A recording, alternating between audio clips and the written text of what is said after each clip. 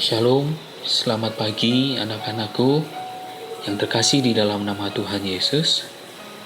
Pagi hari ini kita bina iman dan kita akan bersama-sama belajar tentang firman Tuhan.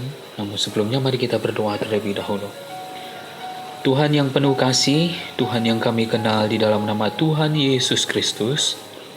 Pagi hari ini kami akan bersama-sama mendengarkan firman-Mu.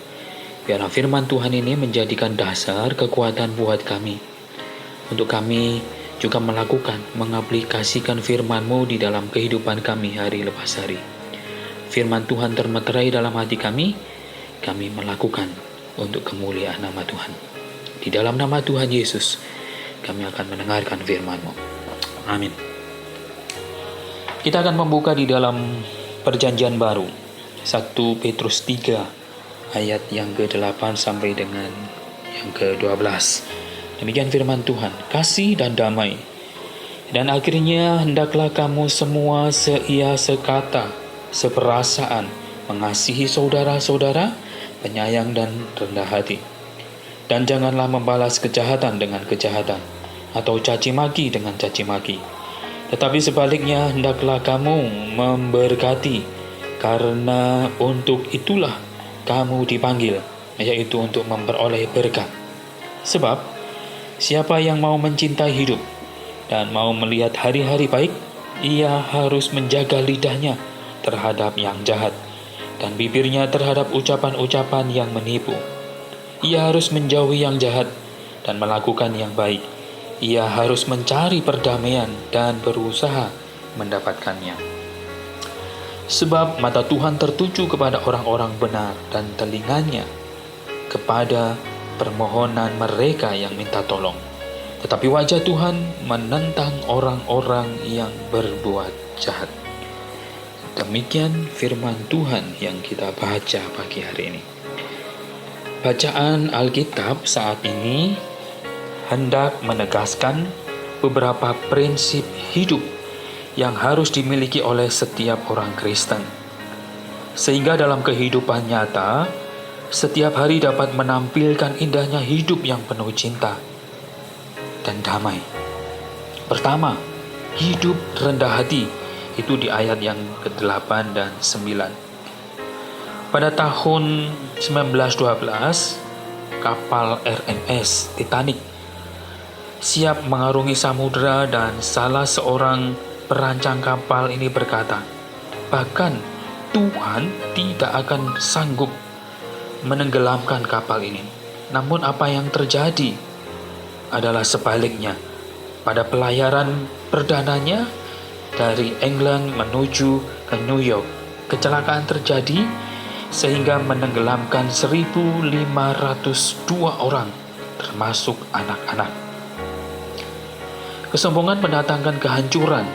Rasa percaya diri yang positif akan sangat membantu seseorang dalam bergaul, tetapi percaya diri yang berlebihan akan membuat seseorang terjebak dalam keangkuhan, kebanggaan dan kesombongan, sehingga berakhir dengan kehancuran.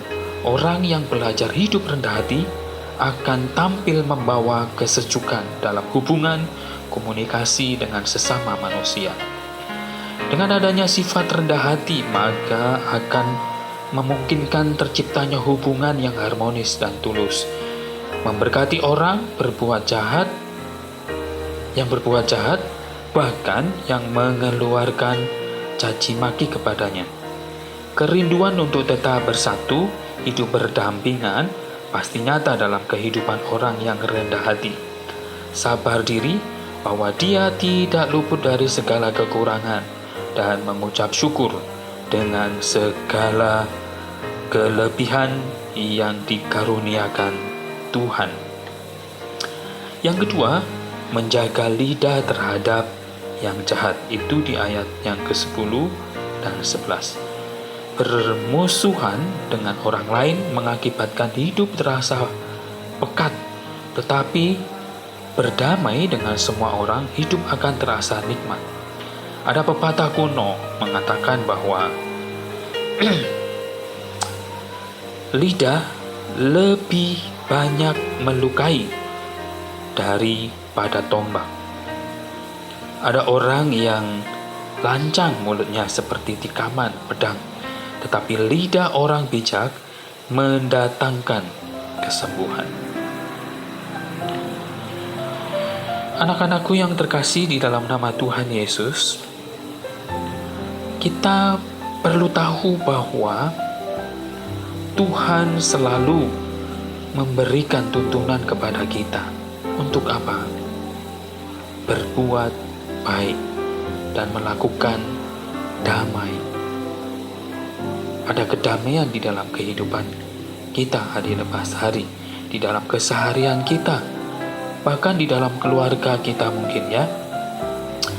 Oleh karena itu, dari kebiasaan-kebiasaan untuk menceritakan yang baik, ya, ada damai di sana. Atau mungkin sebaliknya, menceritakan kelemahan dan menjelekkan orang lain masih sering dijumpai di dalam pergaulan kehidupan kita hari lepas hari.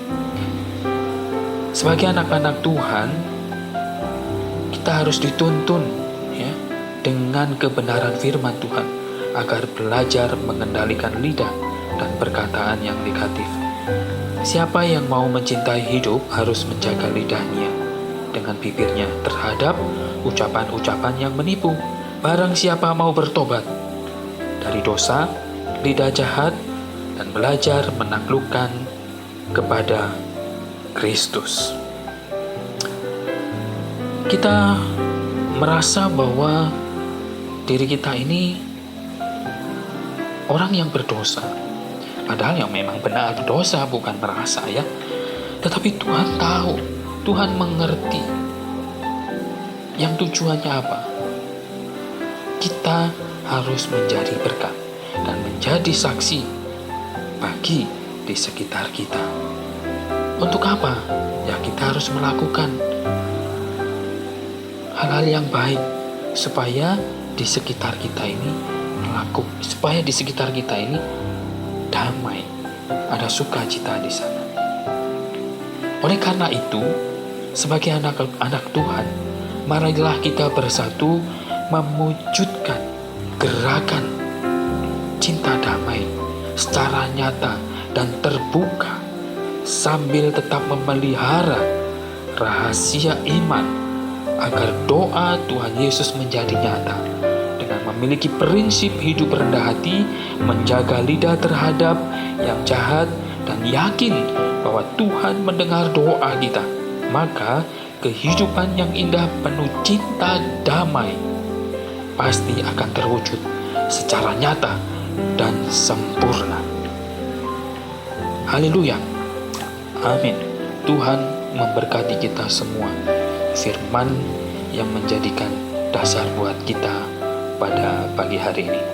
Amin.